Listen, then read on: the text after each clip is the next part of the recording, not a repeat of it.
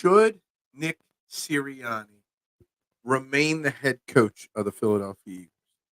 Not will he remain. The question today is should he remain? I think there's a big difference in that question.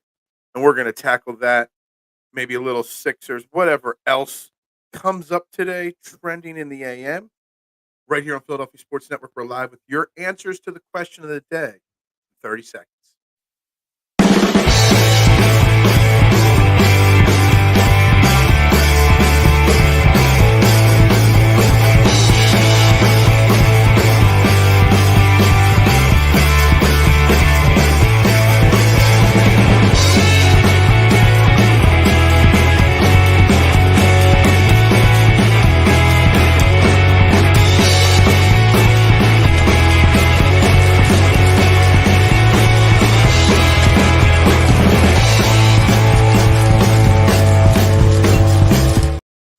And a very good morning, everybody, and welcome to Trending in the AM right here on Philadelphia Sports Network.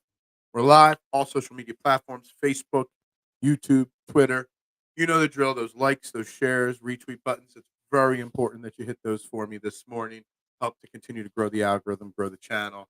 Also shows the support there of this great morning show as we continue to move it forward. And I'm your host, Phil Stiefel, every morning here. You can find me on all social media platforms at Bearded Knowledge. And I'm asking a very simple question today. Not will Nick Sirianni be fired. Not will he be moved on from. Should he be moved on from? I think there's a clear distinction in that question, will and should. And I think the should is what Howie Roseman and Jeffrey Lurie need to ask themselves. Should they fire him? Is one disaster, is one season collapse enough? Should they fire Nick Sirianni? The Nick Sirianni conversation and the stay or go conversation is going to be hotly debated for a few days now. As the Eagles go through their exit interviews with the players today, and then later today, tomorrow, the coaches do their thing with Jeffrey Lurie and Howie Roseman. And over this process, they're going to have to sit down, the two of them, and really figure out what's going on.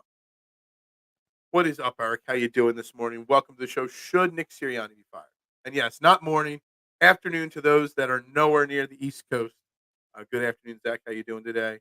Duck, what is up, my man? I don't know. He has a good win-loss percentage, even with the meltdown.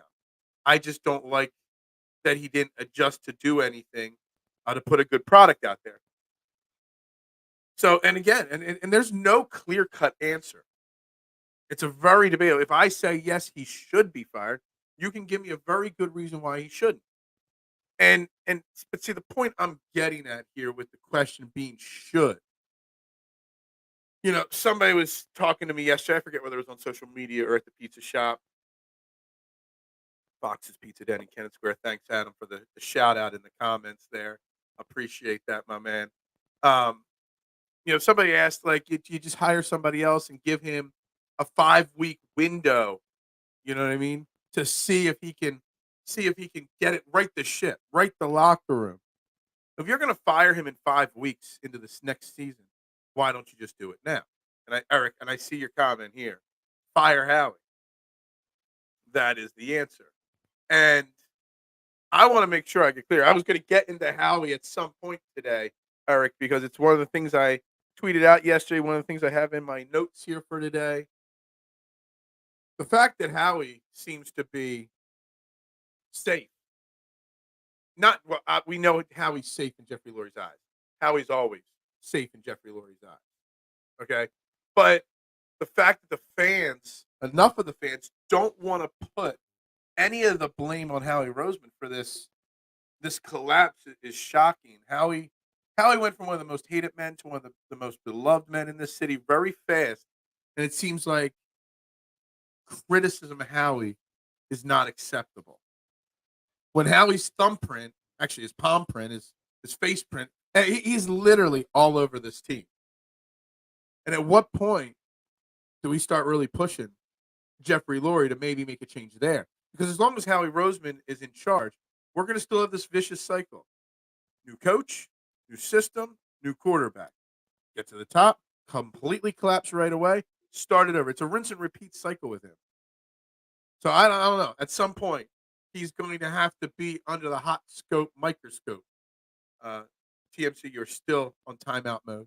Don't ever trash Jason Kelsey on my show. Whose idea was Matt Patricia? And whoever's idea that was should also be fired. I don't know whose idea it was to move to Patricia in mid-season. I do know at some point I read that K1 that bringing Patricia in was Lori's idea because of his love of Patriots' way of doing things. Although then you get the King Eskin saying yesterday that Lori hates Bill Belichick. I don't know. I don't know what the idea there. Normally I'd say Nick should be kept, but with some of the coaching talent, this is a fantastic comment, Zach. It's like you're reading my mind. I think I had that in a tweet last night that I deleted because there wasn't enough characters too. You're reading my mind. There's a deep coaching talent pool this year. There's only 7 jobs left. Belichick, Carroll, Harbaugh, Vrabel. 4 of them are going to get taken up by that. Then you got Ben Johnson and some other names. Then there's the guys that nobody's talking about. This is a deep. Why wait till 2025 to make the change? If you think if Nick Sirianni cannot get this shit right away, you just move on now. There is a deep talent pool at coach right now. And I love that Zach and I sometimes are on such the same wavelength. And I'm going to bring up a name in a minute once I get caught up on these comments I tweeted out last night. What I don't understand that he didn't see what happened with Patricia being promoted. I saw it coming in. Yeah, I guess there was always that writing on the wall to Desai. Well, that's what we kind of wanted with offense. We wanted a guy that, was veteran that could slide in if Sirianni was fired, or a quarterback coach. Like, we wanted somebody more experienced on the offensive side. So we should have seen that coming. It's just obvious that wasn't the right answer. That's the biggest problem. He has a chance to hire a 4th coach. All right, when Nick Sirianni, when Doug Peterson got fired, and Nick Sirianni got hired, it was multiple networks ago. It was a couple of years ago. I wasn't doing a daily show, but I sat on the channel I was working for at the time, and I said the same thing. We're into it. This has got to be his last chance. But here we are. He took us back to it. He helped to get us to another Super Bowl. That's a problem. But for as bad as he is, he's also very good in certain things. So it's very hard. Even though he's made so many mistakes with the coach and stuff like that, he's still a top 5, top 7 GM. So that's a problem right there. And then I got it. Eric's bringing the fire. Julian Laurie has some say too. That's the future of the team right there. Laurie's fingerprints are all over Patricia. Absolutely. Howie idea was Patricia. Everybody's idea. So here's the thing. I asked this before the playoffs, and I asked it again yesterday on Twitter, and I'll ask it again to the show here. If Nick Sirianni was fired today, would he have a job as a head coach in 2024? And before you answer that, also answer the Howie portion of it. Howie Roseman was fired today. Would he have a job as a GM in 2024? And the answer is Nick Sirianni would not be a head coach in 2024. With the talented player pool or coaching pool that is out there right now, there's no way Sirianni might not even get an offensive coordinator position next year. I disagree with you, K1. Sirianni would not be immediately hired. But Howie Roseman absolutely would be hired within 20 seconds. And that's the difference of why you keep Howie and you don't keep Sirianni. What the league would think. I strongly disagree that after this collapse, that Nick Sirianni would be coaching in 2024. Maybe he'd be a wide receiver coach, an offense consultant, assistant head coaching role, something like that. But he would not be a head coach in 2024. What's up, Maurice? This collapse is indicative of distrust. It's just a matter of where it's coming from. Either way, those players didn't play for the coach, didn't play for each other, and didn't play for us. And you're 100% accurate in all this. And if they're not playing for their coach, doesn't that mean it's time they should move on from him? I don't care that he's made the playoffs 3 years in a row. I don't care that he just took us to the Super Bowl. I want to know what he didn't do it this year. I want to know what he's going to do next year. And he better sell himself. It's almost his exit interview is almost like another job interview for him to stay.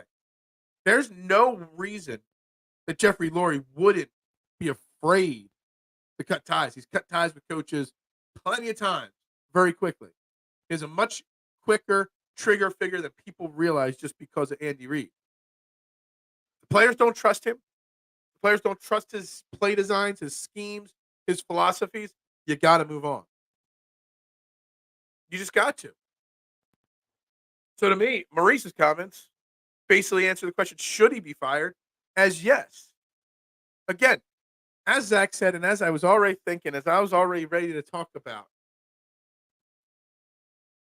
there's a deep coaching pool right now. There's a very deep pool. Young, upstart creative minds like Ben Johnson and Slowick. You got the big name in Jim Harbaugh and Bill Belichick. You got Vrabel. There are names out there. There's only so many jobs. You could have the opportunity to get the right guy now. And in 2025, we don't know who's going to be available. It's a totally different situation. So you make that move now. Maybe. Not sure if the answer. How he would be hired by another team before the ink dried. Absolutely agree. And that's why, although he struggled, although he would be technically on his fourth coaching, interview cycle, you still keep him because Howie doesn't lose a locker room.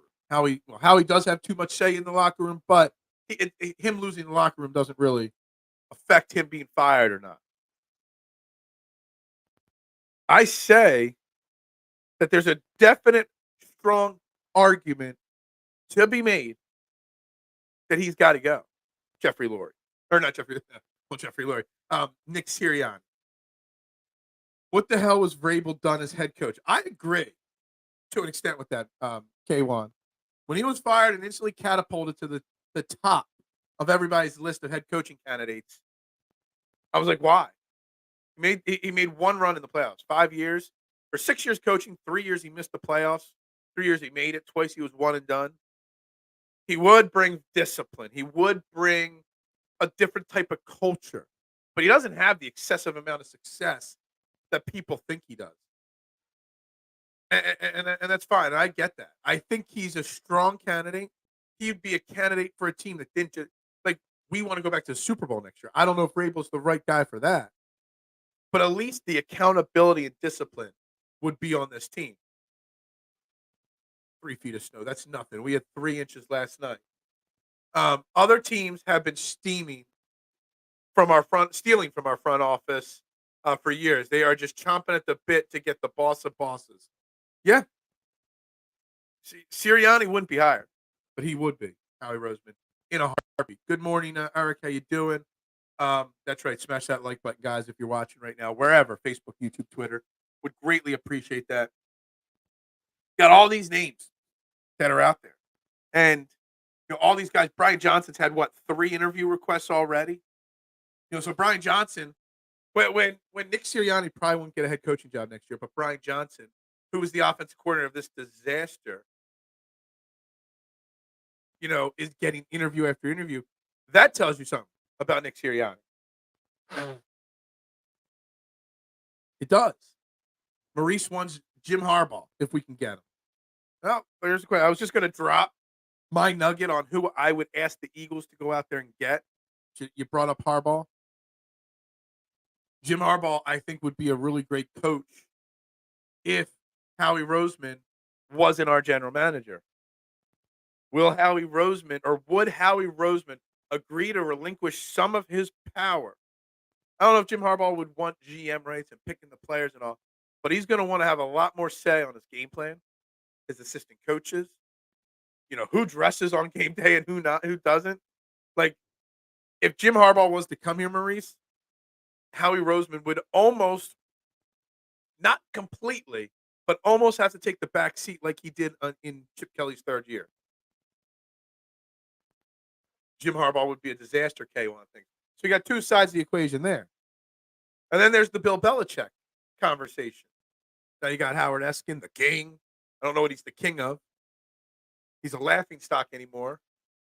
Says that Lurie wouldn't want Belichick. And instantly it made me think maybe I do want Bill Belichick when Howard Eskin says something stupid like that. But maybe Bill Belichick is the answer. Maybe Bill Belichick needs to solidify his legacy, which I don't think he does, but maybe he thinks that. And he wants to go to a team that's already got young, talented guys ready to win that need that next push. That's the Eagles. They need that next push. Harbaugh, Belichick would be in that group. Maybe Belichick says, I'm 72, 73, whatever he is. I just want to coach for 3 more years, get 1 more ring without New England, like Tom did. Maybe Bill Belichick is that right guy. I don't need player personnel decisions anymore. Let me just coach a team with a hot young quarterback, great weapons on offense, so I don't have to worry about offense. I could bring in an offensive coordinator. Don't got to worry about it. I could shape and mold this defense, some of the young players, and then all the draft picks we've got. Maybe Belichick would be the answer. And again, I'm not saying he is or not. I haven't even answered the question fully, should Nick Sirianni be fired?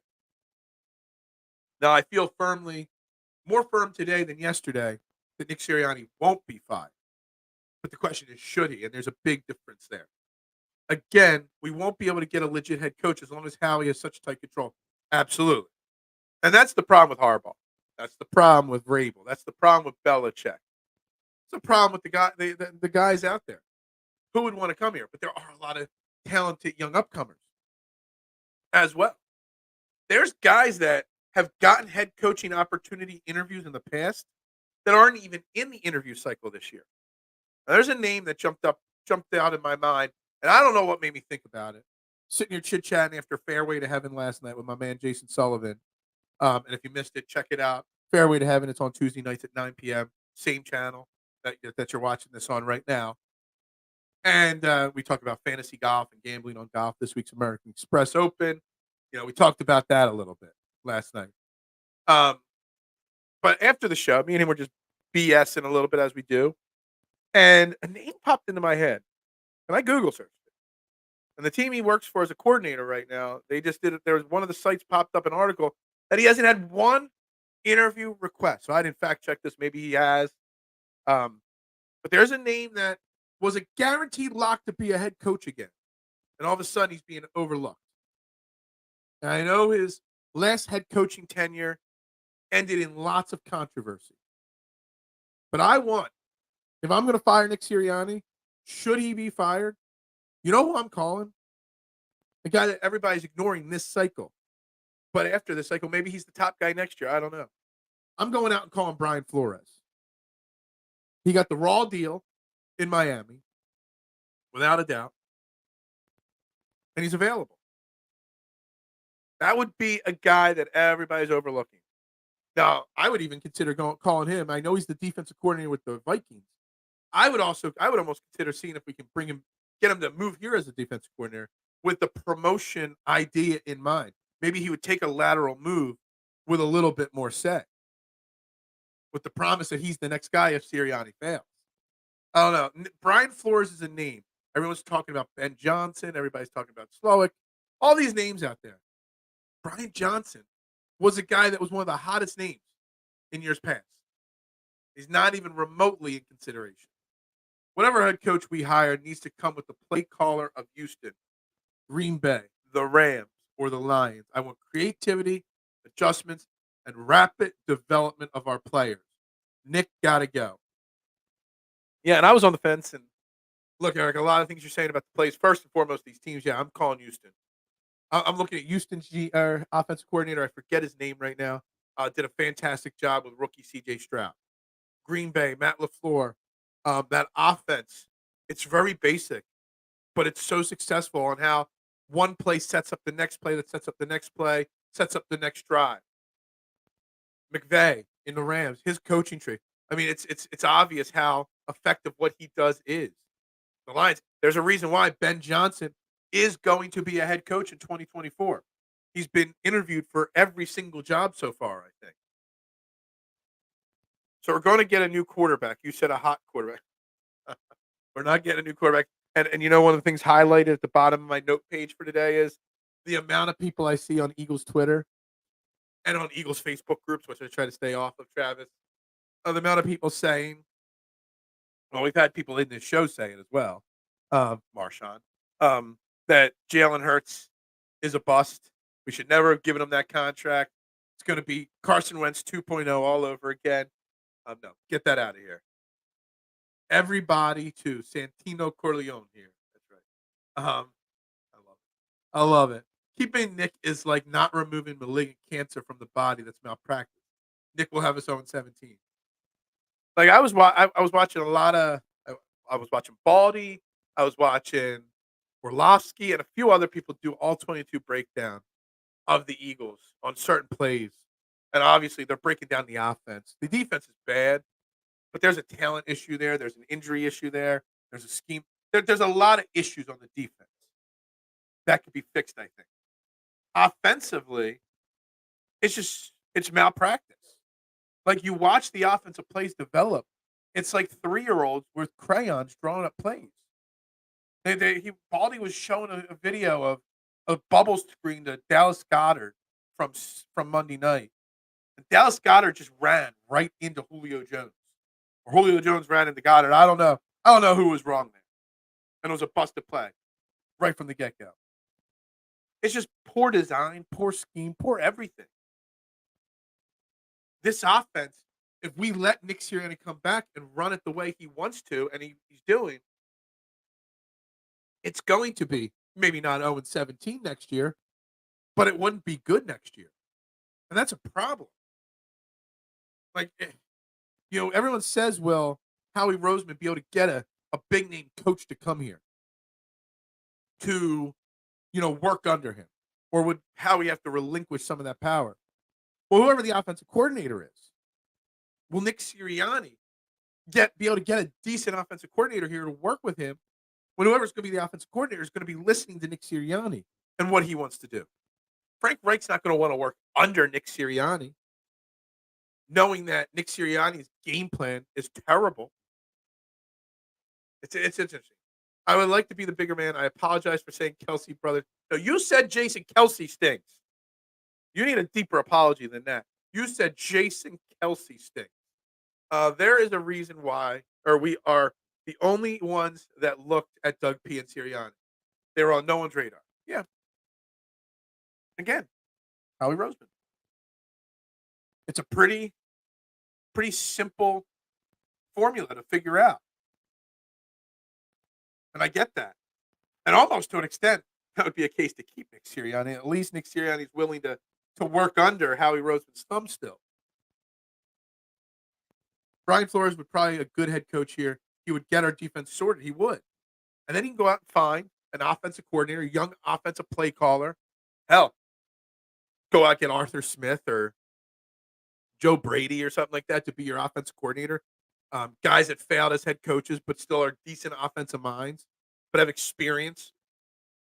I don't understand how I've not seen Brian Flores' name once on Twitter or on social media for any of the head coaching openings. At least an interview. Hell, at least he could satisfy your Rooney role or something like that. Would he? Yeah. Would he fit in that? Yeah. Like it's pathetic. He's a great mind. And say Eagles don't change coaches this offseason. And all these great coaches, Ben Johnson, the big names, the coordinators, all get hired this offseason. Next offseason, there'll be 4, 5, 6 head coaching openings again. And if the Eagles have to get in there, then all of a sudden you're competing with a smaller pool of coaching candidates or elite coaching candidates. I'm telling you, I like the idea of Brian Flores. I don't know how. Yeah, Flores is definitely blacklisted for sure. And I get that. And that might be part of it. But when did Howie Roseman care? Howie Roseman cares about his image in his Hollywood circles. He would look good for doing it. The Eagles have brought back Michael Vick and brought back players of questionable character to give them their second chance. It wouldn't shock me if Jeffrey Lurie would be the guy that gets Brian Flores off that list. It would fit right in with what Jeffrey Lurie is all about. I disagree, Eric. I do not accept this apology. I need him to grovel. I need him on his hands and knees groveling. Okay? No. Unacceptable. I'm in control. I'm the Don Corleone. I'm the head of this family. I decide. No, Knicks is a Philadelphia Eagle. No. Disagree. Why did the team quit on Sirianni? He must have did something rotten we didn't know about. I do want to know why he quit on this team, or this team quit on him. Like, was it his cliche stuff? Was it that they see through his awful game plan? What was it? Because there's no denying that they quit on him. There's not. And I can't put my finger on what caused it. A name I like that isn't talked about, Todd Monken, offensive coordinator for the Ravens, comes from the good Harbaugh tree, and the offense let Lamar be MVP with no elite talent. I have not heard that name, Brett, and that's a great poll. Lamar Jackson's probably at his best year of his career, regular season wise, with minimal talent, with no, whoever this Todd Monken guy is, didn't have AJ Brown or Devontae Smith in Baltimore. I don't even know who the wide receivers are in Baltimore. You got Bateman is still one of them. I think Nelson Aguilar. Yeah, I like the idea there. Sirianni needs to add wrinkles and motion to his scheme. Yeah, someone's got to convince him that it's important. Keep Sirianni if you want to start 1-7. And here, this is a great point. This is what I said before. Why fire him in 5 weeks into the season? If you're going to fire him then, just fire him now. No need to see it again and waste another season. Yes, I want groveling, okay? Decisions made in haste are regretted at leisure. Interesting. Deep comment from K1 there. Also, no idea why Bieniemy isn't getting any momentum. He had nothing in Washington and gave us fits, and then made them look passable. Yeah, I'm surprised Bieniemy, but Bieniemy's got the off the field issues as well, like Flores. But yeah, I mean, the Chiefs looked worse this year without him, and Washington at times this year looked good. That whole shit was sinking in Washington from the day the season started. You knew this was a wash of a season when Josh Harris bought the team. Just wanted to get through the season and start the rebuild. Maybe they keep him in Washington, but I doubt it. Jason Kelsey's good at set. No, he is the best. Just so you know, when we ran the ball and dominated the time of possession early on, it allowed Desai time to come up with a big play to get a stop. When they panicked and increased 3 and outs, it exposed all flaws. Offense, defense, they play into each other. That's why time of possession for the Eagles was so important. Hope you tell Gronk to shut up too. He talks more and can be very annoying. Gronk, what are we talking about Gronk for here? Killed the D's confidence to make a play. Lori and Howie love their redemption stories, is right, but Flores didn't do anything wrong. Oh, absolutely. But being a whistleblower, I guess, puts you in the wrong to an extent. I don't know. I like the idea of Brian Flores. That's all I'm going to say. I'm very high on the idea of Brian Flores. And I can't believe I didn't think of him sooner. Like, I can't. I do. I do keep my enemies closer. I do. That's why I keep you guys all close. Phil has the final say. He's the main man. Yeah, I'm a main man. I'm a capo. I'm the capo's boss. I'm the boss of this family. You might not like me, but you will respect my decision. Little shout out to Tony Soprano there. The team quit on him because nothing changed in the rooms week in and week out. Absolutely. Absolutely. And they see it. And that's why you saw frustration coming through on the players. They see what's wrong. They knew what's wrong. Odell Beckham and Zay Flowers. All right. I thought Aguilar, maybe he was somewhere else, and Bateman was a young rookie from a few years ago that's amounted to nothing. Well, whoever this guy is, where's the comment again? I already forgot his name. That's how I don't know.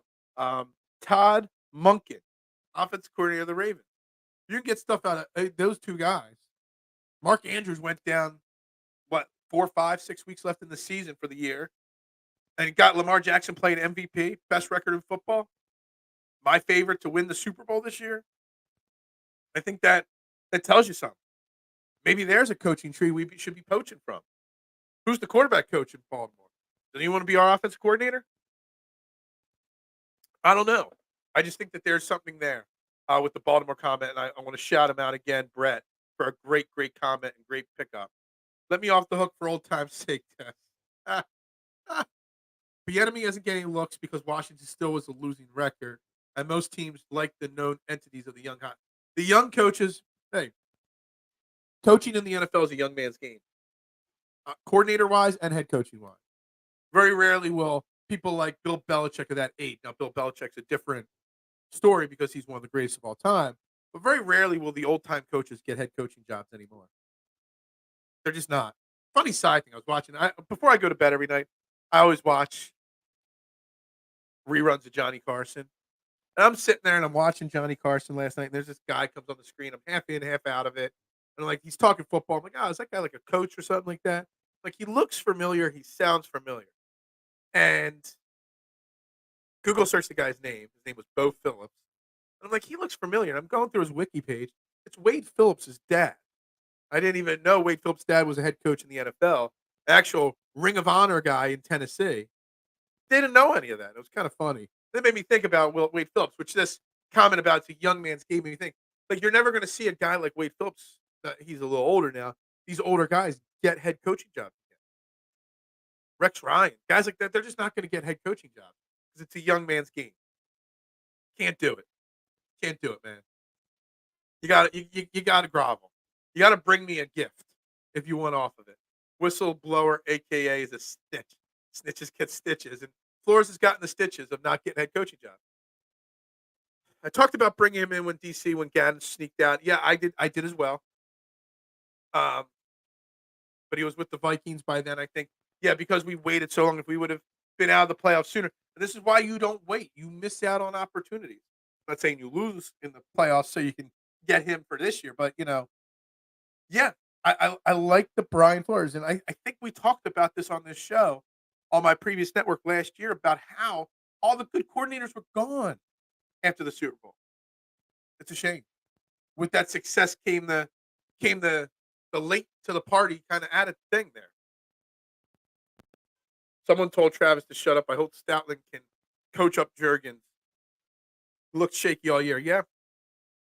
There's got to be concern about Cam Jurgens being the next center. And let me go back. We talked a little bit about it yesterday before the show yesterday. Minutes before the show, Jason Kelce's retirement was announced by Adam Schefter. But then as the day went on, you heard that he was just telling teammates he was retiring. And then as the day went on and you heard from a few players that he didn't actually tell everybody he was retiring, that it could be the end. So Jason Kelce's not 100% guaranteed to be done. Maybe he's telling players he's done and leaking this information as a message to the Eagles front office to move on from Nick Sirianni. Maybe saying, I'm retired unless you get your shit together. Because, Jurgens, he had a good start of the season before he got hurt the first time. Then after he came back from his first injury, he wasn't quite as good. But I would have some confidence in Jurgens next year, but you got to have a backup plan just in case.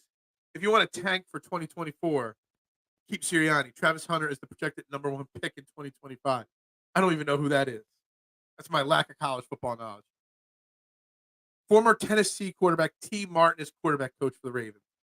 Yeah, we got some deep coaching staff knowledge from Brett on the Baltimore Ravens. I like it. To come back from bye week and going into that gauntlet, Jalen probably snatched the clipboard from Johnson and instead saw me versus Nick written at the top and a bunch of tic-tac-toe games. Look,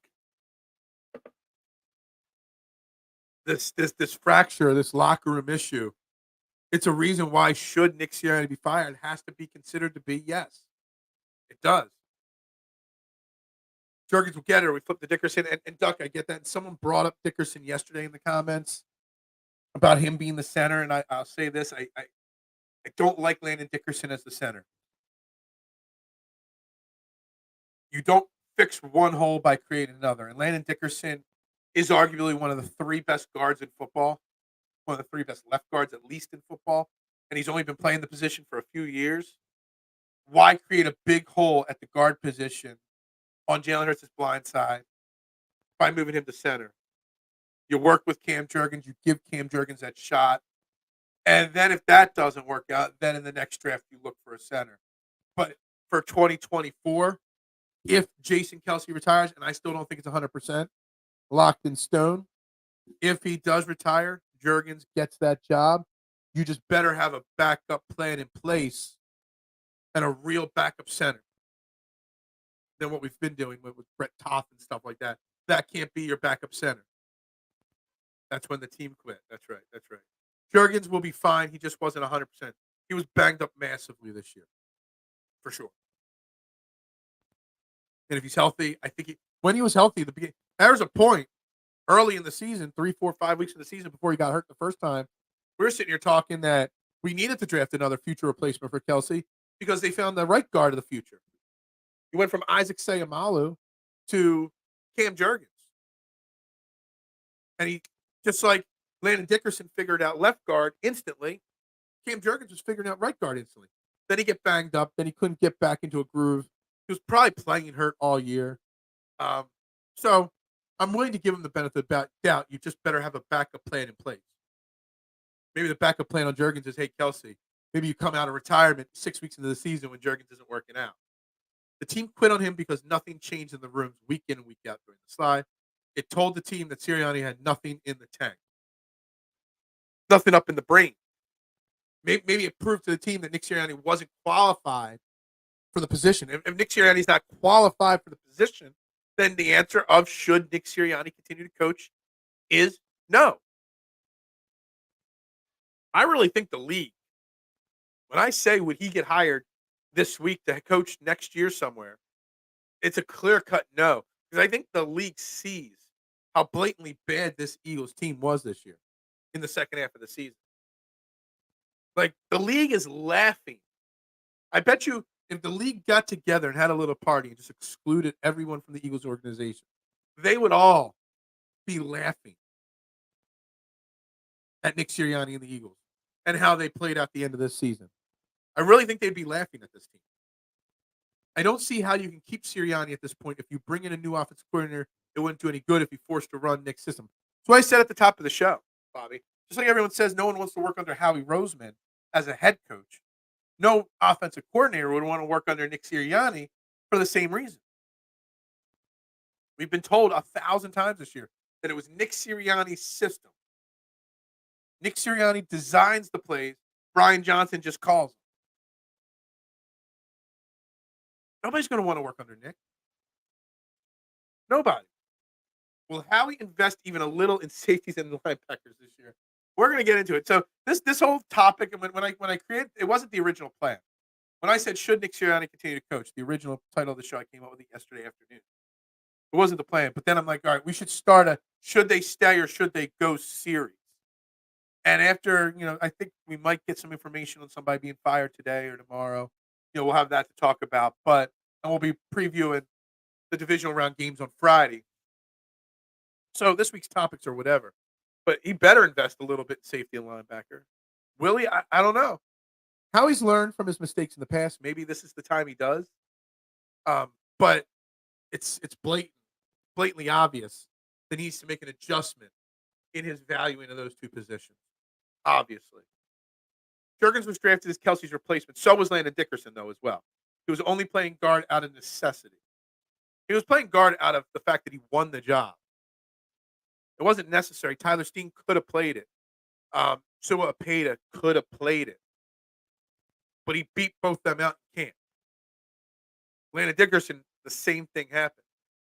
He earned the job and then proved to be great at the position. Whole draft needs just draft 8 linebackers and 5 safeties, then get a good number 1 running back. Yeah, I can see them drafting a running back. They only have, I think, Kenny Gainwell under contract for next season. He'll sign a couple knockoffs like Rashad Penny and then draft a guy, and that's your running back room again. Taking your argument to the ultimate step, what head coach would want to coach under Jeffrey Lurie? Yeah, I mean, I think it's fair. I think it's fair, K1. I really do. When if you run the ball too much, you're going to get called into the principal's office, a.k.a. Doug Peterson. The only thing that Lurie has with him is the fact that Lurie is the one that pays and is willing to pay for whatever he wants.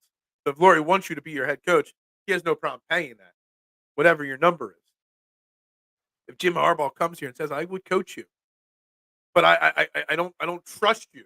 I want $5 extra million because I just don't trust you. Lurie would be like, sure, I want you. Here, whatever you want, blank check. That's the only thing with him. Plus, he does run a great organization. Outside of this coaching situation, I mean, the Eagles organization is a very, very well run. They got great facilities. They're great in the community. Jeffrey Lurie is a pretty strong owner. Now the reports are that he's going to meddle in football more, but that's something else to deal with. We just need a center that won't give bad snaps every other series. We have to make Kelsey is slipping. He didn't have these issues before. Kelsey, it's weird, Mister. Kelsey set the bar so high. Kelsey was still one of the 2 or 3 best centers in football this year, but he had a drop off from last year, which is just crazy how good he's been in the past. There's a reason why Kelsey was an All Pro this year. He's still one of the best, but he did come down. More false starts, more batch snaps. He's getting long. He's been beat up, banged up, and bruised for a long time. So, yeah, I would still take Kelsey back in a heartbeat next year. Kelsey, at what he is this year, is still one of the best. So I would still take him back. Plus his leadership. How hard is it to find scouts and good coaches and actually trust them to do their job? I don't get how Howie can't get out of the way. It's the Howie's the smartest guy in the room syndrome. I mean, what was that scout's name? You know, the Milton Williams draft pick that Howie was like, yeah. He went over to fist pound the guy, and the guy's like, stop, get away from me. Needless to say, he wasn't working for the Eagles very long after that. He moved on.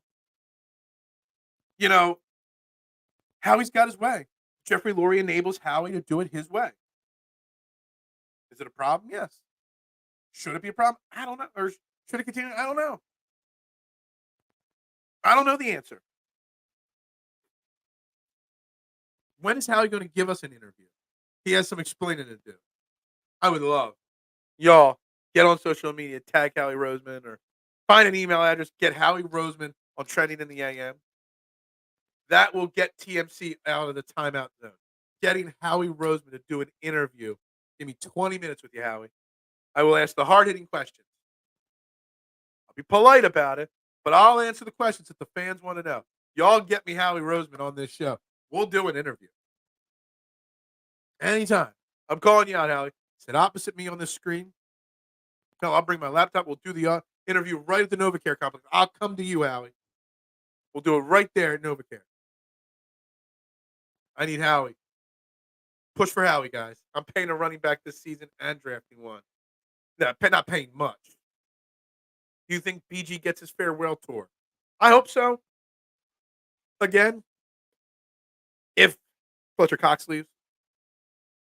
I know James Bradbury's trash, but if he leaves, Kelsey stays retired, you're losing a lot of tenured players. Somebody's got to stay. You need at least one of those voices, still here. You could probably get him cheap enough. He wants to retire here. You could probably get him on a similar contract as last year, if not even a little bit less.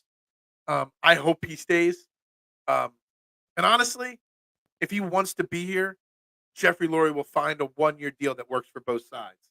I would be shocked if he wasn't. It would be me doing my 401k's job and expecting to become a millionaire. Yeah. 401k's don't make you a millionaire. I think Howie needs to spend some time back in the equipment office. I mean, yeah. Timeout. Yeah, it's like putting a kid in timeout. 2024 season better. I hope it's better, little G. I hope so.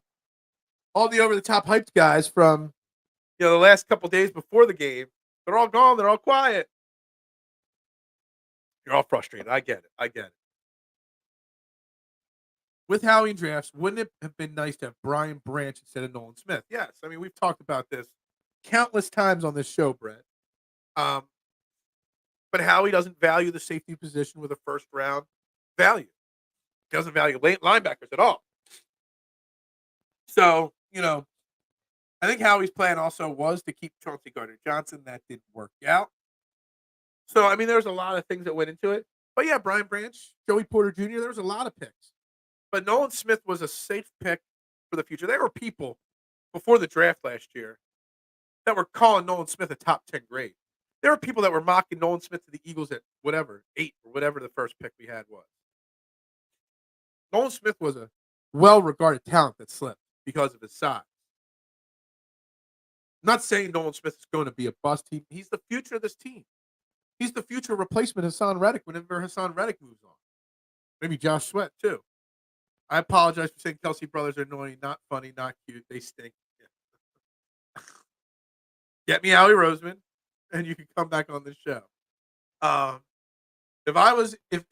If in was Lori, I'd lock Howie out of the war room and give the doorman a DK poster to open for Howie when he asks why. Oh man, TMC sleeps with the fishes. He does.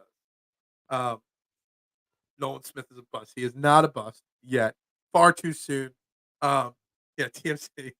Man, TMC is really upset a lot of people here. Guys, make sure you hit that like button, that share button, that subscribe button. Keep the comments coming.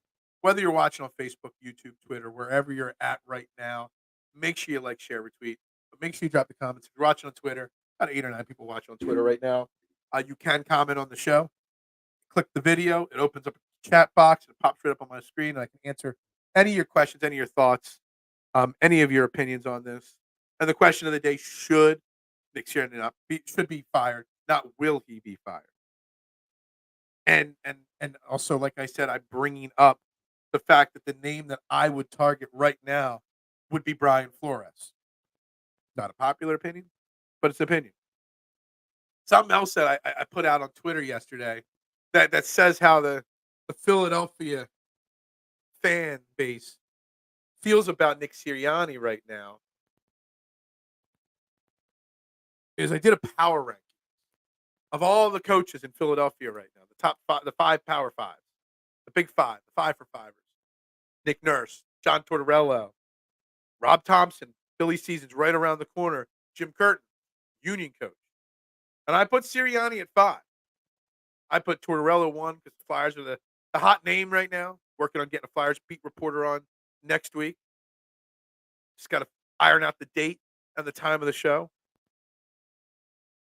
Got lots of guests lined up. I got 2 or 3 guests lined up for next week. 2 confirmed. Just working on the dates. And 1 other one I'm still working on.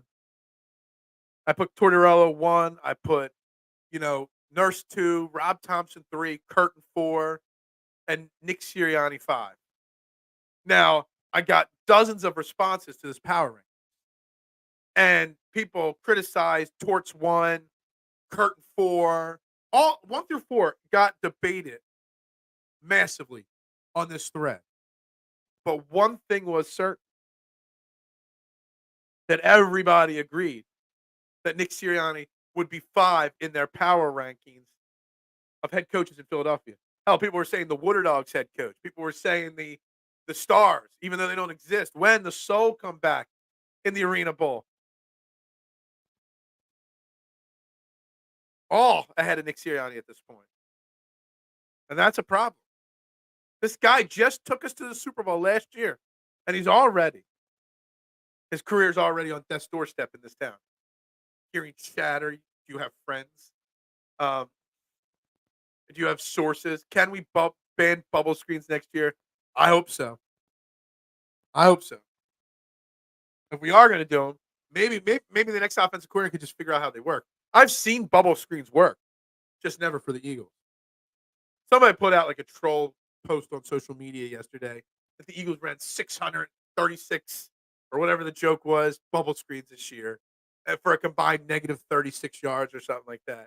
And it's so sarcastic and so funny, but yet it's kind of believable because they ran it so much unsuccessfully. I like Nolan Smith over Dean right now. Yeah, Nakobe Dean, they better have a backup plan than Nakobe Dean. Nakobe Dean's going to come into the offseason as the leading candidate to start at linebacker next year. And rightfully so, because there's nobody else here. But Howie better have a backup plan. Howie better invest more than just going with Nakobe Dean again. Torch is number 1, yet we're going to get Flyers talk. Bill Matz, reporter, Flyers. He already agreed to come on next week. I just said I had to look at the schedule. I wanted to have him come on the day after a game. I got to look at the Flyers schedule. And then he's going to be on next week at one point to give us some first-hand Flyers talk about this team that's taking over the hearts of Philadelphia right now. They are. What if the Eagles would have kept Aqua Bowman and Well, they did keep Aqua Bowman, just so you know. And nobody picked up Nick Nurse or Dan Arnold in the NFL. Nick Nurse actually installed an offense with movement, and Joel is a career high in assists. Plus, he worked out the team hard when they pissed off. We love Nick Nurse. Nick Nurse is beloved in this city. Changed the culture and not just did he install something different on offense and defense, a culture and an attitude that we haven't seen with Sixers basketball probably since Larry Brown was the head coach of this team. Actually, I like that. That just popped into my head. Nick Nurse is the best coach we've had in Philly with the Sixers since Larry Brown. No doubt about it. We'll see if it pays off in the end. I don't know. The Sixers with a huge win last night over the defending champion Denver Nuggets. I mean, I got the box score up here in case anybody wants to talk. Sixers 126-121. Joel Embiid outdueled Nikola Jokic. Joel Embiid 41 points, 10 assists, 7 rebounds, a block shot, only 3 turnovers. Jokic at 25 and 19 with 3 assists. That's a pretty solid effort right there. Another big game from Tobias Harris, Tyrese Maxey. D Melt was hurt. Played a really tight rotation last night. Really, it was only a 7-man rotation. No D'Anthony Melton. So, they ran a really tight rotation. Still Robert Covington out. It was basically there's 5 starters with Beverly and Morris, and Paul Reed in the backup center minutes, and Korkmaz got 4 minutes of action. But Nick Nurse, the Eagles need to take a page out of the Nick Nurse system. I mean, you had to move on from Doc Rivers. Doc Rivers, it was in a similar situation without the championship run as Nick Sirianni. Lost locker room. Players didn't want to play for him. But he is a coach that's had success. He didn't want to move in. Doc Rivers didn't get no head coaching job when he was fired from here. I don't think Doc Rivers wanted one. But moving on to you had a great player coaching pool in the NBA. And the Sixers made a move because of that to bring in a different head coach that had a possibility for huge success. The Eagles have that opportunity this offseason to get a really high-quality candidate. There's no guarantees that next year there'll be this many great candidates to coach your team. Go out, get a guy, and see how changing the culture and changing the attitude in the locker room translates into changing the offensive success, defensive success. Nick Nurse is a perfect example of a reason why you should fire Nick Sirianni. NFL coach is a tough job. They were replaced every 3 years or so, unless you're Bill Belichick or Andy Reid or Mike Tomlin or Pete Carroll. Yeah, this whole you can't fire a coach after 3 years is bogus. You can move on from coaches whenever you want. It doesn't mean anything. You don't keep a coach just because you're scared of moving on. If the 76ers pissed off Doc, he'd be playing golf. He is playing a lot of golf, probably. When people say Joker is better than Embiid, it's like a guy trying to tell you that Reggie Miller was better than Jordan. No. Nikola Jokic is a great NBA basketball player. And he's a pretty awesome dude from what I could tell. There's this video from the summer or from the off season of him back in his home country. And I think it was Aaron Gordon was with him in the video. He would just ride his little Huffy bike, put it behind like a staircase and went into like some horse racing thing or something like that. He didn't have anything flashy. If he wasn't 7 feet, 80,000 feet tall, you wouldn't even know who he was. But he's just there, having a good time, chilling. Nothing flashy. Just betting on some horses, having a good day. I like Joker. I think he's a really good basketball player. I've gone from hating him to respecting what he's capable of doing. And Embiid is following up his MVP season with a better season this year. It's like basically saying Joel Embiid is the opposite of Jalen Hurts at this moment. Jalen Hurts had a borderline MVP season last year. Probably should have gotten it last year. Played great in the playoffs. Played great in the Super Bowl. And instead of getting better this year, he regressed. Joel Embiid had an MVP season last year. And he's getting better this year. That's taking your game to the next level. That's the next level of Jalen Hurts' maturity to an extent. My coffee is going way too quick today. I still got 35 minutes to go. The coffee's almost gone. That's not good. All the 76ers players after the start of the season said, we actually learned stuff during practice.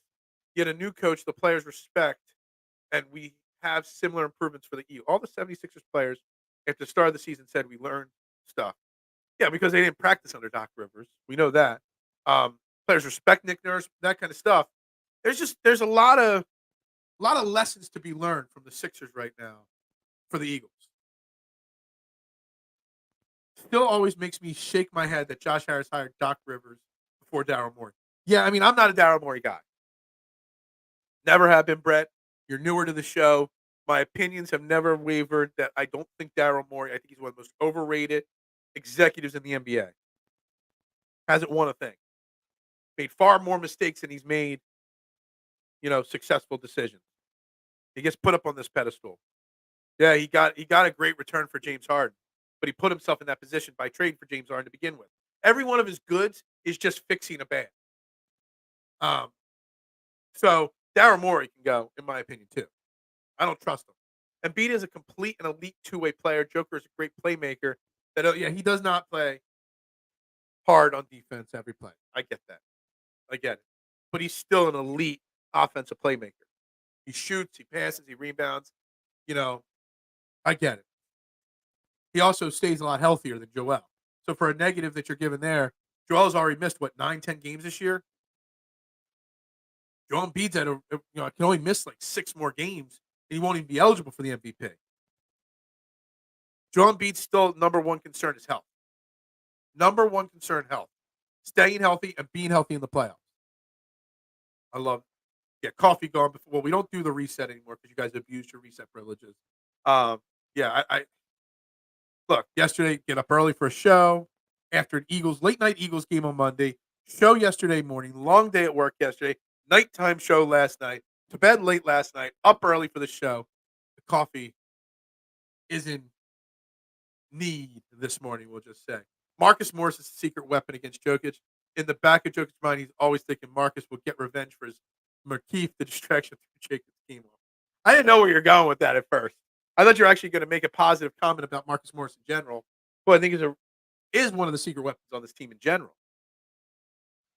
I think we're getting to a little Sixers tangent here, which is fine. No problem talking Sixers.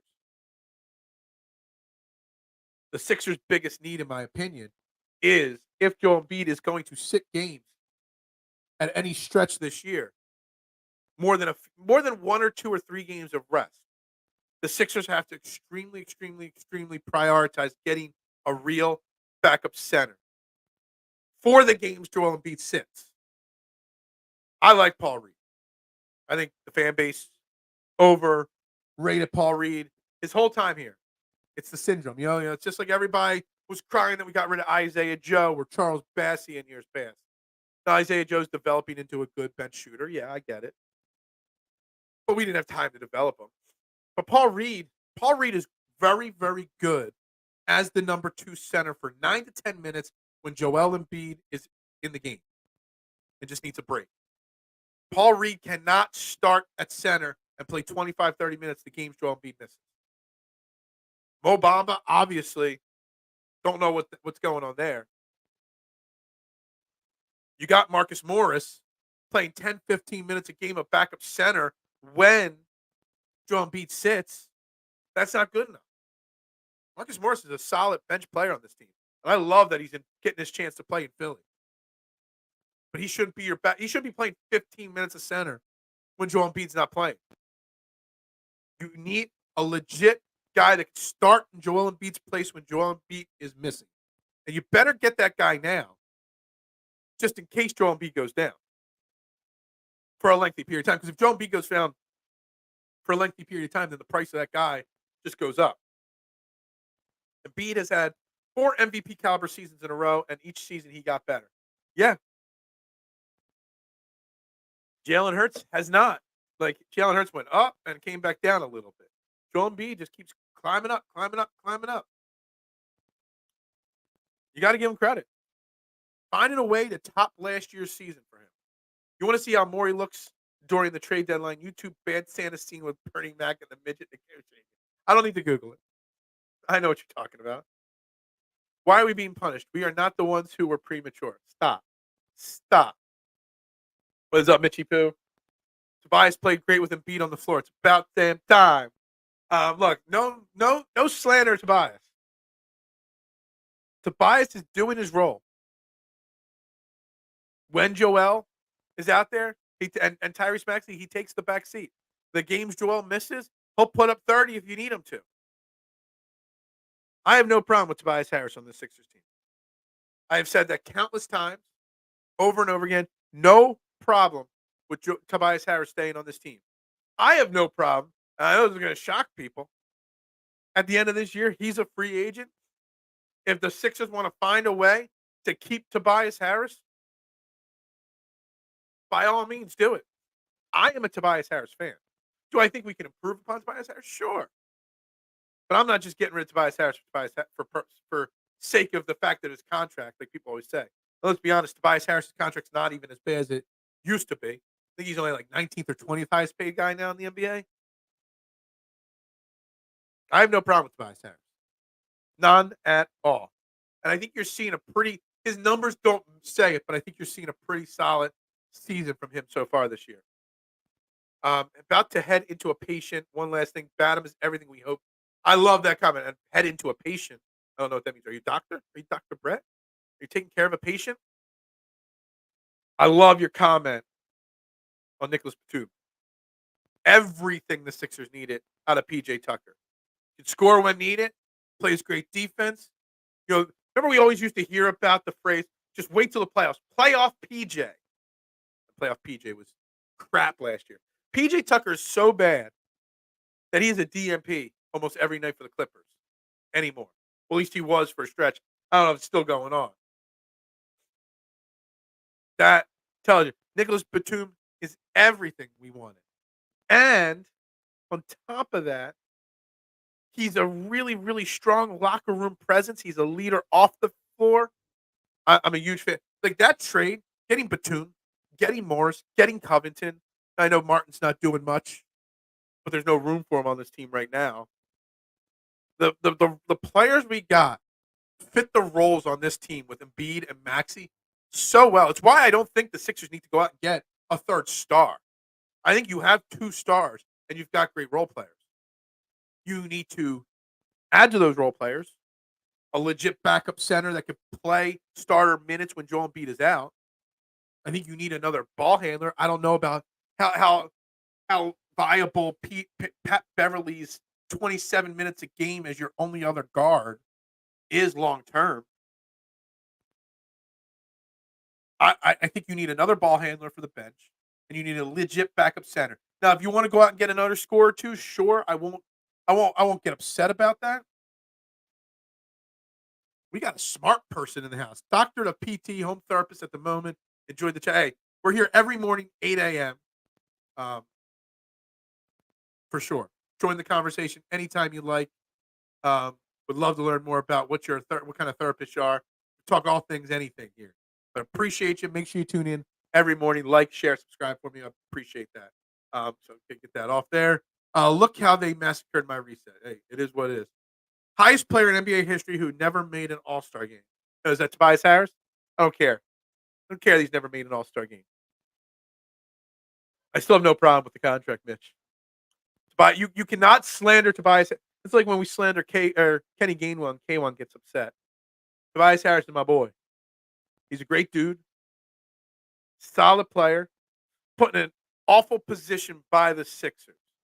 The reason why people hate Tobias Harris is because of the contract he took, and we didn't keep Jimmy Butler.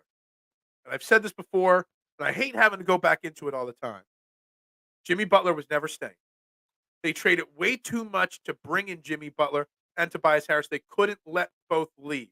They had to keep one. And if they did not offer Tobias Harris a max contract, someone else would have given him the max contract. And you couldn't let all those assets go and lose both players. They chose wrong. They should have gotten rid of Brett Brown. Ben Simmons kept Jimmy Butler. Obviously. They didn't. They kept Brett Brown, so they lost Jimmy Butler. So you had to keep Tobias Harris. And I think Tobias Harris has got shit on in this city far too much because he was offered more money than he was worth, and he accepted it. What athlete, which person, period? Mitchie Poo. You got Hardcore Sports Network, your thing, and you're on EOP. If someone came out, just for hypothetical sake, say you make $100 a month, and that's what you're worth as a content creator. Just say, I'm just making this up. But some other network comes out and says, we are going to build our network around you, Mitchy Poo, and we're going to pay you $1,000 a month. You know in your mind you're not worth $1,000 a month. You can't change your life to commit to that. But you're going to accept the money because why wouldn't you accept the money? Money talks. The guy's contract's expiring and people are still crying. Why? I know. Because they still don't like him. There's this ingrained thing in their head that they're not allowed to like Tobias Harris. We got a lot of people jumping in late in the show right now. We're talking Eagles and we're talking Sixers. Should Nick Sirianni be fired? And whatever you want to talk about the Sixers. We got it all. We're talking everything. We got Flyers coming up in the coming days and weeks on this show. We got Philly stuff. I'm trying to find a Phillies person or two to come on. We got some people lined up. I got a great guest. I can't wait to have my buddy on to talk Sixers next week. Like I said, we got Bill Matz coming on next week, Flyers reporter for the All-City Philly sports team. Got another special guest working out the date and time. Special guest I'm really excited to have on this show. And I'm gonna post this. We got 25 minutes. Make sure you hit the like button, the share button, the subscribe button, guys. If you want to see me have a guest on this show, if there's somebody you want to hear me interview, send them a message. Tell them to message me. I want to bring on guests that you guys want to hear from. Obviously, everyone wants the big names. It's hard. I would love to get somebody like Louis Riddick on this show. All the stuff he said about the Eagles yesterday. Obviously, he's not going to come on the show. I can't even message him. But anybody you want to see me interview on this show, past player, former player, coaches, reporters, let me know. But also, if you know somebody, have them hit me up. I would love to bring some big name people on here to get some different perspective and give you guys what you want. Playoff PJ equals the mean faces, 3 rebounds, and occasional 3-point attempt. But it goes to this thing that, yes, Nicholas Batum is giving us what we thought PJ Tucker was going to give us. I knew as soon as, Eric, you've been following me for a long time. I knew as soon as we gave PJ Tucker that 3-year, whatever deal it was, 30-something million, I knew it was wrong right from the get-go. Dude, I said, if you were watching earlier, I've already called out Howie. Like, anybody that's got a connection to Howie Roseman, you send them that information. Get Howie on this show. I would be the most George. I would not say anything offensive whatsoever. I wouldn't ask him a-hole questions. I would plan that interview out to a T. And I would love to. And I even said I will go to the NovaCare complex and do it in his office. He doesn't even have to worry about a thing. I need Howie Roseman on this show. That's my white whale now. Everybody's got the white whale. I had a white whale, but now I think Howie Roseman is my new white whale. And I will ask him all the hard questions that you guys want. I will. I think it would be worth it. And I love interviewing people. You are worth whatever someone is willing to pay you for your services. Exactly. Am I worth $500 super chat? Anybody? Anybody? Going once, going twice? Maybe. You're worth what people are willing to pay you. For sure. Let me tell you something. Should Nick Sirianni be fired? Maybe not. But let me tell you something. If he was fired, I don't think his worth would be anything to a team right now. No one's paying him to be a head coach. Probably not an offensive coordinator. And that tells you everything. The fact that I put him at 5 in my power rankings of coaches in Philadelphia. And everybody argued about 1 through 4 in that thread. No one argued that Sirianni shouldn't be 5. If anything, they said he should be off the list. I had to be at work since 7 a.m. and I had to get up early to put salt on the steps. Man, I haven't even stepped outside my house yet today. I know it was 9 degrees this morning on my phone when I woke up. Everything that was taken care of, it's probably just 10 times icier than it was yesterday. It's brutal out right now. Brutal out right now. And I hate it. I hate it. I hate it. I hate it. I got my thermal shirt on here to put under my hoodie when I leave for work. Got double socks on today. It is going to be a cold ass day. So I was coming in late to the conversation, like I said. We're talking about this Sirianni stuff. I do have one other thing that I wanted to bring up I was asked yesterday on Twitter, and this might be a conversation for the rest of this show, but also for tomorrow as well. What would you prefer? What would you prefer if you can go back? Say I was a time traveler and I came back to you back in September, back in August, and said, "You've got two options, guys. You can choose one or two paths. The blue pill gives you A, the red pill gives you B. A is the exact season the way it played out for the Eagles. 10-1 start, complete collapse in the playoffs. Or the red pill, option B, would be a 7-10 season. Just an average season. No super highs, no super lows. You just lose 10 games. You miss the playoffs. Would you take what we had and the other highs and lows, or just a consistently average or below average season at 7-10? Which way would you go? But I think that's tough because you want to make the playoffs always. You would never say, I don't want to make the playoffs. But also, 7-10 would have created the change that both things need change. 7-10 would have pushed the change more. I think it was an interesting question I was asked, and I don't know what the answer is. That's why I can't even use that as the end of the show. Like I've almost need the rest of the day today to continue to think about this. My sidewalk is the only one that is dry. Everyone else is slick. Well, can you come take care of my sidewalks and walkways then? Never should have been top 5. Knock. Nick should never have been top 5. B. So George would take the 7-10 season. And I tend to agree. What my right side of my brain says agree with you on that. I hate to say it. A, the changes necessary would happen. We would be able to more objectively look at the season as a whole. The way the season went, you had the high of 10-1, and then you had the low of 1-6 and the early exit from the playoffs. The highs and the lows blind you on how to evaluate this past season. Because you saw greatness and you saw utter failure. And it really makes it hard to evaluate. At least 7-10. You know. I don't want to say it was a failure at 7-10, but you know, and it's easier to make those changes. A is the definition of masochism. Is it? I don't know. The team is too talented to go 7-10. I would only accept it if we had injuries. So you would accept the season we had versus this team going 7-10. Interesting. And why is that?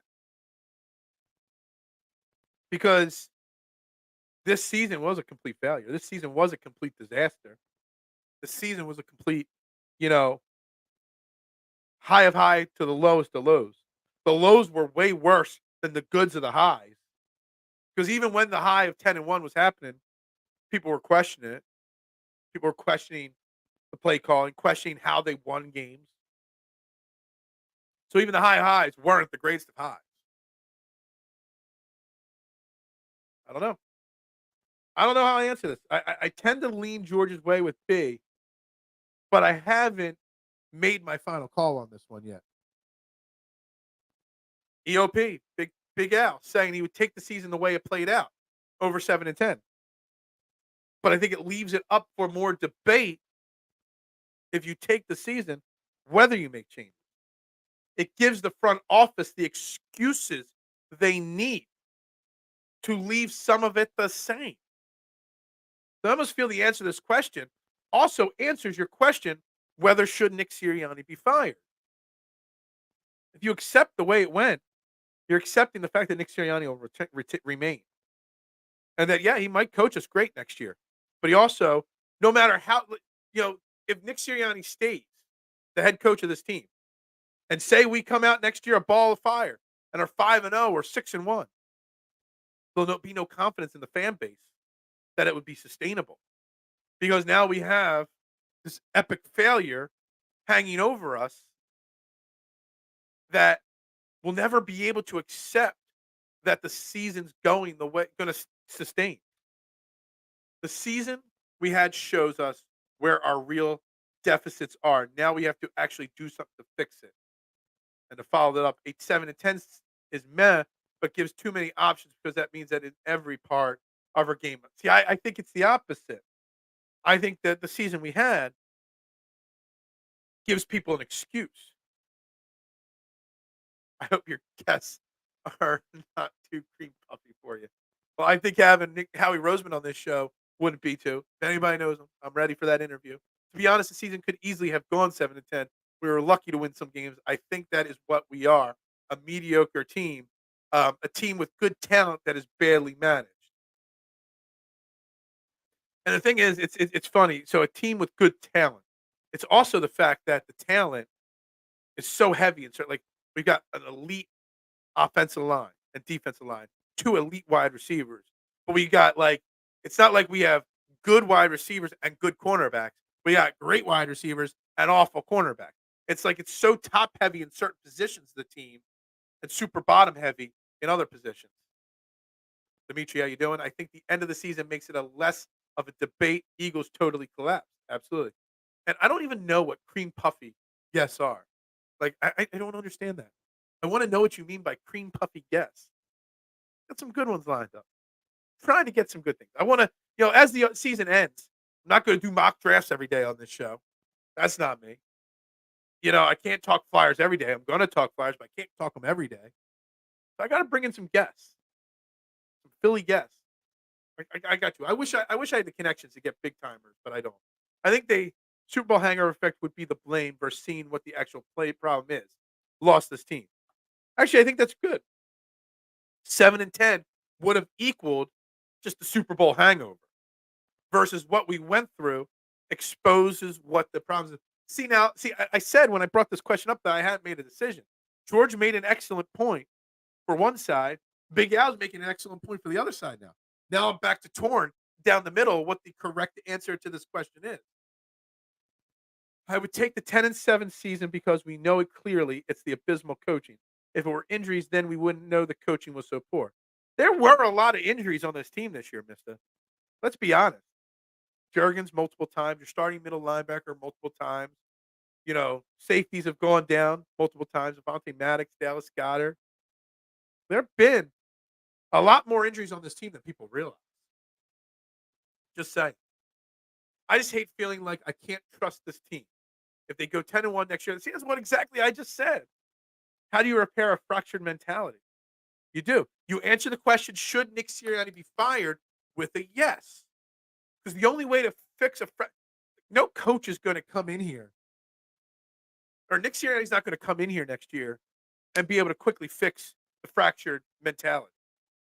The same players that are fractured this year are going to be fractured next year if he's still their boss. It's going to be very hard. If I was Howie Roseman and Jeffrey Lurie, Nick Sirianni is going to have a very hard job proving to me tonight or tomorrow, whenever they meet, that he can fix the fracture of this team. A very hard time proving it. Problem is, if Hurts is one of those deficits, you cannot fix that. We're not gonna get into the Jalen Hurts part of it.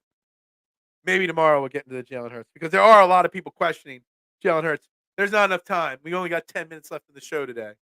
We will talk Jalen Hurts. Matty B should be your Flyers. I don't know. Maybe? I don't know. I'll think about it. I'll think about it. Edge of Philly's in denial, and I don't mean the river in Egypt. Excuses. It's okay to say. There's no problem saying that Jeffrey Lurie and Howie Roseman are a problem. Unless you're talking about Big Al being the problem at EOP. That's the only thing I'm talking. I don't know. But there's no problem with that. I've said it before, and I'll say it again. That Howie Roseman, while not going anywhere, is very culpable for this collapse. Very, very culpable for this collapse. And while he made a million mistakes, he's also still a great general manager. And would Nick Sirianni be hired next year immediately to head coach somewhere? The answer is probably no. If we fired Howie Roseman, he would be hired like this. For all his mistakes, he fixes his mistakes better than anybody. So he's very culpable. There's no denial. There's no excuses. Yeah. The Jalen Hurts conversation, it's a long, drawn-out conversation. It's not one for 10 minutes. Spent $400,000 on the quality of food and ingredients, then you get a kid from a cooking class to prepare the meal. Eagles Brain Trust. Maybe. I was going to say you get somebody from McDonald's to cook the food. Maybe. That would be the better analogy. I don't know. Jeffrey Lurie is never completely out. But you want to go one-on-one with me, Manny B? I can handle you. I've dealt with much worse than you. Much, much worse. I've kicked guests off in the middle of a show. I can handle anybody. Don't you worry about me. You would be the cream puffy guest if I had you on there. That's all I can say about that. Now I lost my train of thought. I have no idea where I'm going now. No idea where I'm going now in this show. We got 10 minutes left. Make sure you hit the like button, the share button, the subscribe button. Don't worry about this cute show. Don't worry about it. Phil is for tough. I'm a tough guy. Tough. I'm also a guy that just don't care. Is the kid from the cooking class? Oh, here we go. Oh, here we go. George wants me to go for another hour today so we could talk Jalen Hurts today and not save the Jalen Hurts conversation for tomorrow. Unfortunately, we're going to save the Jalen Hurts conversation for tomorrow. So you better, if you want me to talk Jalen Hurts tomorrow, you better like this video. You better share it out. You better do all that good stuff. I think this has been a very productive show. You are trying to derail me. And so is Maddie B. So are a few people. You're trying to derail me. And you've worked. I've had no coffee for 10 minutes. None. George wants to get out, wants to get put in the corner now. George will never. I might have put TMC in a timeout today, which I didn't actually. I think he took my timeout personally because he hasn't commented on the show since I said that. I didn't legitly put TMC in a timeout, which I can do. But George would never be in a timeout. George is an OG. From the very, very, very beginning of my content creation career, George is the OG. I consider George a friend. Even though we've never met in person, I consider George a friend. So he can derail me all he wants. It's like, when brothers try to rile up their brothers, Yeah, George has got a pass to say whatever he wants and get away with it. Honestly, just some of the things he says might derail my conversation. Notice I tried to swing the conversation to the Sixers, and somehow the conversation came right back to the Eagles. So anybody calling for more Flyers talk, just know when I bring up the Flyers, it'll just come full circle. Full circle right back to the Eagles, even during the Flyers conversation. Now, I would still RKO. I would RKO anybody at this point. I just want to RKO somebody. I've always wanted to RKO somebody in a pool. You see all those videos of people doing wrestling moves in pools? I just want to run up to somebody standing next to a pool and grab them and RKO them into the pool. Always wanted to do that. Never did it. But I would do that in a heartbeat. Guys, should Nick Sirianni be fired? I don't think we answered the question, but I think we had a very strong conversation and made some valid points on both sides of the equation. That is broken. And I want to close the show bringing up my main point. And Zach, early in the show, said the same thing as I did. That the coaching talent pool this offseason is legit. There are great coaching candidates available right now that won't be available next year if this does not work out. If you're going to give him only 5 games to prove himself and make a decision 5 weeks into the season next year, hypothetically saying, you definitely get rid of him now. I will bring up to the late comers, Brian Flores should be the head coach of the Eagles next year if you want to move on from Nick Sirianni. I know it would never happen. I get the whole blacklist thing. Brian Flores is the new Eric Bieniemy. Going to be blacklisted from head coaching. Jeffrey Lurie should make that bold choice. Go for somebody like Brian Flores. Don't miss out, because if he doesn't, when all the jobs get filled this year, next year Brian Flores is going to be the top guy again. You missed out on him as your defensive coordinator, and if he was our defensive coordinator this year, things might have turned out differently this season. And if they didn't, maybe they would have moved on from Nick Sirianni and promoted him mid-season. I got to do an RKO into a pepperoni stromboli. Eric, I have tenure. You are a tenured professor of anything. The beard, no knowledge, as I was somebody, trolls always make stupid jokes. I was called the Beard A No Knowledge for I don't even remember what comment I made yesterday that I was called that from some troll account. I like wanted to cry. That's worse than being called a cute show. Big Dog, what's good? What's up, Night Show? How you doing, my man? Welcome to the end. You're coming in late. We're in the final five. We're in the wrap-up stages.